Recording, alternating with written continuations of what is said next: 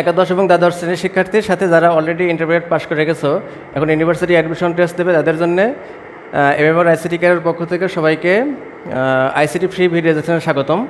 আমরা একটা free video lesson series তোমাদের জন্য রাখছি। তার প্রথম আমরা শুরু করব সংখ্যা পদ্ধতি দিয়ে। দেখো এখানে যে চ্যাপ্টারগুলো সবচেয়ে কঠিন তার ভিতরে সংখ্যা পদ্ধতি, HTML। আর এইবারের পরীক্ষার্থী যারা 2023-এর পরীক্ষা দেবা, 2022-এ তো তোমাদের আইসিটি থাকছে না, 2023-এ যারা পরীক্ষা দেওয়া তাদের জন্য ষষ্ঠ অধ্যায় থাকছে না, যে জন্য আমরা 5টা অধ্যায়ের লেসন প্রথমত দেব, এরপরে ষষ্ঠ অধ্যায় সহ লেসন দেওয়া হবে। ওকে, তাহলে আমরা শুরু করছি মোটামুটি কঠিনতম অধ্যায় দিয়ে, তৃতীয় অধ্যায় সংখ্যা পদ্ধতি ও ডিজিটাল ডিভাইস। তো সংখ্যা পদ্ধতি দিয়ে শুরু করছি। এখন দেখো সংখ্যা পদ্ধতি যদি আমরা বলতে চাই, সংখ্যা পদ্ধতি আসলে কি?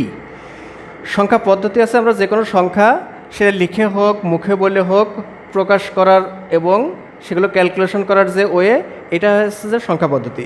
যদি আমরা কিছু এক্সাম্পল দিয়ে বলি, যেমন আমরা যদি লিখি 85 বা 96, দেখো এই যে লিখলাম, এটা দিয়ে আমরা বুঝতে পারি না এই সংখ্যা দুটো কম্পেয়ার করতে পারি। যদি আমরা বলি সংখ্যা দুটো যোগ করতে হবে, এখান থেকে এটা বিয়োগ করতে হবে, এই কাজগুলো করতে পারি না। এই যে ব্যাপার, এটাই আসলে সংখ্যা পদ্ধতি। তো এখন দেখো এই যে সংখ্যা পদ্ধতির আমরা এখন পর্যন্ত এইটা যেটা জানি, এটা কিন্তু মানে খুব রিসেন্ট ঘটনা না। আমরা যদি আজ থেকে 5000 বছর বা 6000 বছর আগে যাই, মনে হচ্ছে 5000-6000 অনেক বছর না, আসলে পৃথিবীর বয়স তো অনেক বেশি। তো 5000-6000 বছর আগেও যদি যায়, তখন মানুষ এই রকম লেখা তৈরির কথা, মানুষ সংখ্যা ব্যবহারের বিষয়েই জানতো না। তখনকার বিষয় ছিল কেমন? আমরা জানি যে মানুষ উট চড়াতো বা মানুষের ছাগল থাকতো, গরু থাকতো, এরকম মাঠে নিয়ে যেত। ইতিহাস থেকে যেটা জানা যায়, প্রথম থেকে মানুষ যেটা করতো যে কোনো রাখালকে দিয়ে যদি মাঠে পাঠিয়ে দেয়, তাহলে একটা সাপোজ ছাগল পাঠাচ্ছে, তাহলে একটা ছাগল পাঠালো, একটা পাথর সরিয়ে রাখলো, আবার আরেকটা দিল, পাথর সরিয়ে রাখলো। যখন সে মাঠ থেকে আবার ফিরে আসতো, তখন পাথরগুলো আবার এই স্থান থেকে আবার পূর্ববর্তী স্থানে রেখে দেখতো, যদি পাথর ঠিক থাকে তাহলে সে সবগুলো তার ফিরিয়ে নিয়ে আসছে এভাবে। এরপরে মানুষ আস্তে আস্তে কী করলো, যে একটাকে একটা দাগ দিয়ে এক প্রকাশ করতো। যদি দুইটা কোনো কিছু হতো তাহলে দুইটা দাগ, তিনটা দাগ, চারটা দাগ, এরকম করে। এখন দেখো যদি একজন মানুষের 500টা মনে করলাম ছাগল অথবা উট কোনো কিছু নিয়ে যেটা সে হিসাবটা করছে, তাহলে 500টা দাগ দিতে হতো না? এইটাকে আরও মডিফাইড হলো, যে এইভাবে নিয়ে আমরা যেটা টালি চিহ্ন শিখছি, এভাবে দাগ দিয়ে 4টার পরে একটা দাগ দিয়ে 5টা নিয়ে একটা সেট করা। এইভাবে আস্তে আস্তে আমাদের আজকের যে সংখ্যা পদ্ধতি আমরা দেখছি, এই পর্যায়ে আমরা আসছি খুব অল্প কিছুদিন আগে। তো এখন মনে হচ্ছে কি, তাহলে আমরা সংখ্যা পদ্ধতি জানি, তাই না? আমরা যদি মনে করি যে 9 + 6 এটা সমান কত হবে, সবাই জানি 15। যদি বলি 9 × 6 54, 9 - 6 তাহলে 3। আমরা এগুলো জানি না। আসলে আমরা জানি যেটা, সেটা অনলি এই যে একটা পদ্ধতি। এখন পর্যন্ত আমরা যে সংখ্যা পদ্ধতি জানি সেটা দশমিক সংখ্যা পদ্ধতি বা ডেসিমাল নাম্বার সিস্টেম। আর এর সাথে আমাদের আরও 3টা নতুন করে শিখব। ওকে, দেখো এখন আমরা আরও 3টা কেন বললাম? আসলে তোমাদের এই যে সিলেবাস বলো, বইয়ে বলো, বা পরীক্ষায় যে কোশ্চেনগুলো আসছে, সেখানে মেনলি মানে আমি এখন পর্যন্ত দেখছি যে 4টা সংখ্যা পদ্ধতি থেকেই তাদের রূপান্তর বলো বা যোগ বলো, গুণ বিয়োগ, এইগুলো সেখান থেকেই আসে। সেটা কি? নাম্বার 1 বলছি দশমিক, যেটা আমরা সবাই জানি। দশমিক সংখ্যা, আমরা যে সংখ্যাগুলো চিনি এগুলো আসলে দশমিক সংখ্যা। নাম্বার 2 নতুন করে আমরা শিখব বাইনারি, এরপরে অক্টাল, আর নাম্বার 4 হেক্সাডেসিমাল। আচ্ছা, আরেকটা বিষয়, আমরা এই যে সংখ্যা পদ্ধতির মেনলি যে সংখ্যা পদ্ধতির 4টা শিখছি, এই রূপান্তরেরও আগে সংখ্যা পদ্ধতিকে আরেকটা ছোট্ট ভাগে ভাগ করা যায়, সেটা 2 ভাগে। সেটা কি? প্রথমত পজিশনাল, আর আরেকটা হচ্ছে নন পজিশনাল।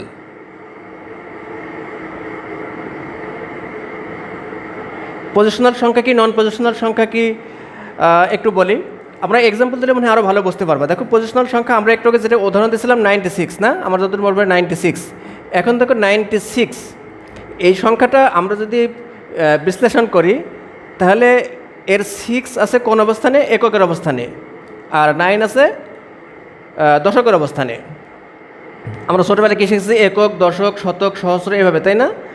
এখন এককের অবস্থানে থাকার কারণে 6, এটার অ্যাকচুয়াল ভ্যালু 6 × 1 তার মানে 6, আর 9 আছে দশকের অবস্থানে,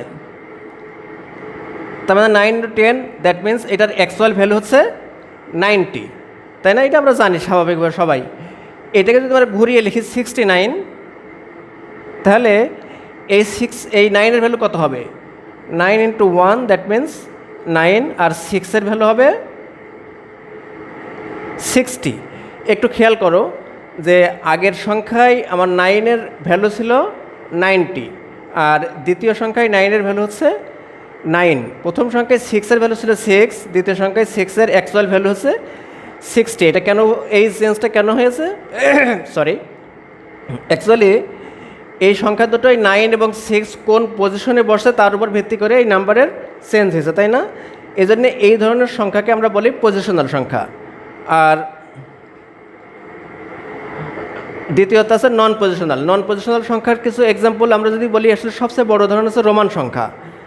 রোমান সংখ্যা এখন ওইভাবে খুব বেশি ব্যবহার হয় না, কিন্তু একটা জায়গায় ব্যবহার এখনও খুব ভালোভাবেই আছে। আমরা যে দেয়ালে ঘড়ি, কোনো কোনো মানুষের হাতে যে ঘড়ি থাকে সেখানেও থাকে যে যেটা কাটার ঘড়ি, আমরা ডিজিটাল ঘড়ি বাদে যেটা এরকম একটা দাগ দেওয়া থাকে, 2টা দাগ, 3টা দাগ, এ ধরনের চিহ্ন থাকে না? এই ঘড়িতে যে সংখ্যাটা ব্যবহৃত হচ্ছে এইটাকে বলে রোমান সংখ্যা। তাহলে রোমান সংখ্যায় কি, যদি আমরা একটা দাগ দিই, এটার মানে হচ্ছে 1, এরকম লিখলে এটা হচ্ছে 5, এরকম দিলে এটা 10। আমরা রোমান সংখ্যা এটুকু হয়তো সবাই জানি।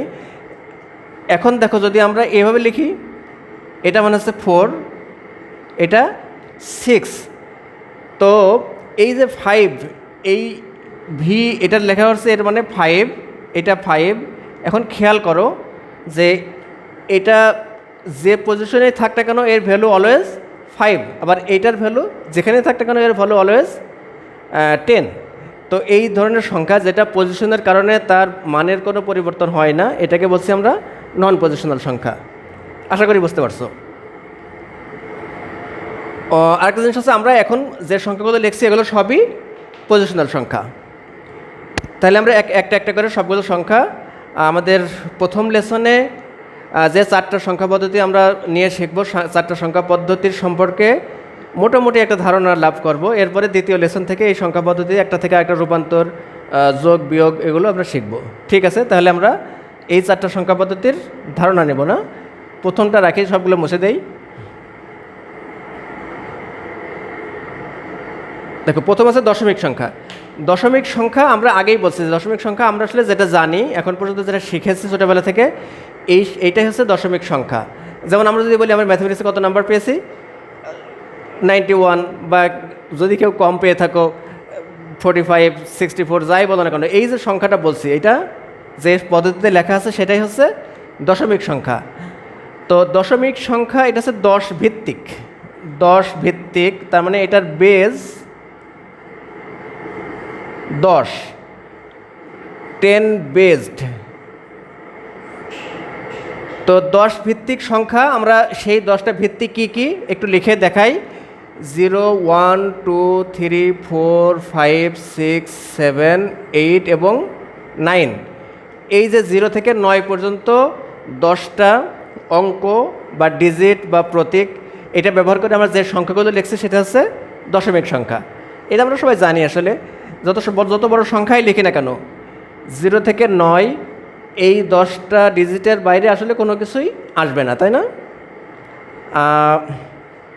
আরেকটা ছোট্ট ব্যাপার, সেটা হচ্ছে দেখো, আমরা একটু আগে লিখেছিলাম 96। এই যে 96 লেখার মাধ্যমে এটা আমরা বুঝতে পারছি সংখ্যাটা, তাই না? কিন্তু এখন যেহেতু আমরা আরও 3টা সংখ্যা পদ্ধতি শিখব, তো এই 96 আসলে কোন পদ্ধতিতে লেখা আছে সেটা বোঝানোর জন্য আমরা এই যে এর পায়ের কাছে, মানে এটা একটা সাবস্ক্রিপ্ট হিসেবে সেই সংখ্যা পদ্ধতির বেজটা লিখে দেব। তাহলে এখানে 10 লিখে দিলাম, তার মানে আমার এই সংখ্যাটা আছে দশমিক সংখ্যা পদ্ধতি বা 10 ভিত্তিক সংখ্যা পদ্ধতি বা ডেসিমাল নাম্বার সিস্টেমে, তাই না? ওকে, তাহলে আমরা এখন থেকে যে পদ্ধতির সংখ্যা, যে বেজের সংখ্যা, এটার সাবস্ক্রিপ্ট হিসেবে সেই বেজটা লিখে দেব। ওকে, আমরা তাহলে দশমিক সংখ্যা শিখলাম। এরপরে 2 নম্বরে আমাদের আছে বাইনারি সংখ্যা, না?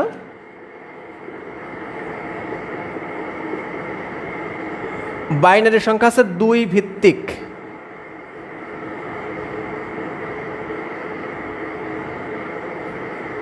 2 ভিত্তিক সংখ্যা। এই 2টা ভিত্তিক কি কি? 0 এবং 1। একটা বিষয়, এই বাইনারি সংখ্যা কতটা ইম্পর্ট্যান্ট তোমরা এখন বুঝবা। আমাদের কম্পিউটারের একেবারে সেন্ট্রাল ইউনিটে এটার মানে এর অক্টাল হেক্সাডেসিমাল সংখ্যা ব্যবহৃত হয়, কিন্তু সেটা বাইরে একেবারে সেন্ট্রাল প্রসেসিং ইউনিটে, যেটা এই 0 আর 1 এর বাইরে অন্য কোনো কিছু ব্যবহৃত হয় না, বা কম্পিউটার অন্য কোনো কিছু আসলে বোঝে না। তাহলে বুঝতে পারছো যে বাইনারি নাম্বার সিস্টেম আমাদের জন্য কতটা গুরুত্বপূর্ণ, তাই না? ওকে, তাহলে 0, 0, 1 দিয়ে আমরা যে সংখ্যাগুলো 0, 1 এর বাইরে অন্য কিছু ব্যবহার করতে পারবো না, যেটা লিখবো সেটাই হচ্ছে বাইনারি সংখ্যা। আমি যদি লিখি 1 0 1 1 0 1 1, একটা এক্সাম্পল দিলাম, যত বড় হোক না কেন। এইবার দেখো, এইটা যেহেতু বাইনারি সংখ্যা, আমরা বলছি 2 ভিত্তিক সংখ্যা, একইভাবে এটা প্রকাশ করার জন্য আমরা কী করব? এই যে সাবস্ক্রিপ্ট হিসেবে এখানে একটা 2 লিখে দেব। তাহলে বাইনারি সংখ্যা আমরা ভিত্তিক কীভাবে লিখবো সেটা শিখলাম, তাই না? ওকে, আমরা তারপরটা আসি। আমাদের 3 নম্বর ছিল অক্টাল সংখ্যা। অক্টাল সংখ্যা হচ্ছে 8 ভিত্তিক। 8 ভিত্তিক। এই 8টা অক্টালের ভিত্তিক কি? 0 1 2 3 4 5 6 এবং 7। দ্যাট মিনস 0 থেকে 7 পর্যন্ত এই 8টা ডিজিট বা প্রতীক বা অঙ্ক ব্যবহার করে যে সংখ্যাগুলো লিখতে পারি আমরা, সেগুলো হচ্ছে অক্টাল সংখ্যা। একটা এক্সাম্পল যদি বলি, আমি লিখলাম লাস্টে 67। এই যে এখন বলছি এটা অক্টাল সংখ্যা, তাহলে এটা প্রকাশ করার জন্য আমরা কি করব? এইখানে একটা 8 লিখে দেবো। তা নাহলে দেখো 6 7 এটা লিখলে এটা কিন্তু আমাদের নর্মাল ডেসিমাল নাম্বার সিস্টেমে হতে পারতো, কিন্তু ডেসিমাল নাম্বার সিস্টেমে যেটা ভ্যালু আর অক্টাল নাম্বার সিস্টেমে ভ্যালু অবশ্যই এক না। আমরা যখন কনভার্ট করব বা এটার ডিটেল দেখবো তখন বুঝতে পারবা, দেখতে পারবা। তো এখন এটা যেহেতু বলছে এটা অক্টাল নাম্বার সিস্টেমে আছে, তাহলে আমাকে অবশ্যই এই যে এর পাইস কাছে বা সাবস্ক্রিপ্ট হিসেবে একটা 8 লিখে দিতে হবে। এটা অক্টাল নাম্বারের 8 হচ্ছে বেস আর কি। ওকে, তাও আমরা লিখতে পারি 45। এই যে যখন আমি লিখে দিচ্ছি 8, আমার বোঝাচ্ছি যে এই সংখ্যাটা আছে অক্টাল নাম্বার সিস্টেমে। ওকে, এখন যদি তোমাদের বুঝতে একটু অসুবিধা হয়েও থাকে, তোমরা এটা ঘাবড়ানোর কিছু নেই। আমরা শুধুমাত্র সংখ্যাগুলোর মানে বিভিন্ন পদ্ধতির পরিচয় বলছি। আমরা এটার ডিটেল কথা বলবো এবং একটা থেকে আরেকটা কনভার্ট দেখব, এটার যোগ বিয়োগ গুণ দেখব। আশা করি এটা একেবারে তোমরা পানির মতো বুঝে যাবে।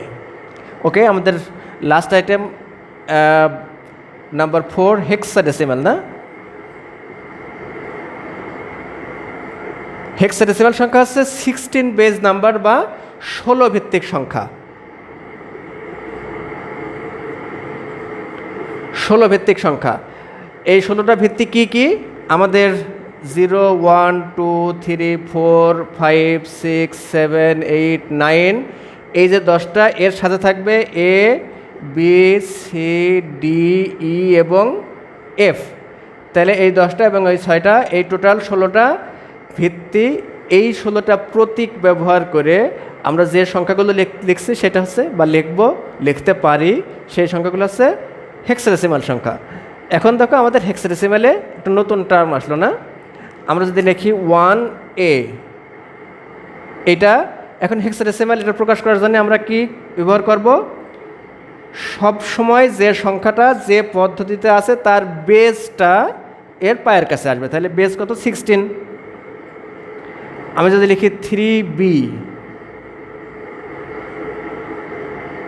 বা 2A, 12 আগে লিখে দেয়, স্যার 16।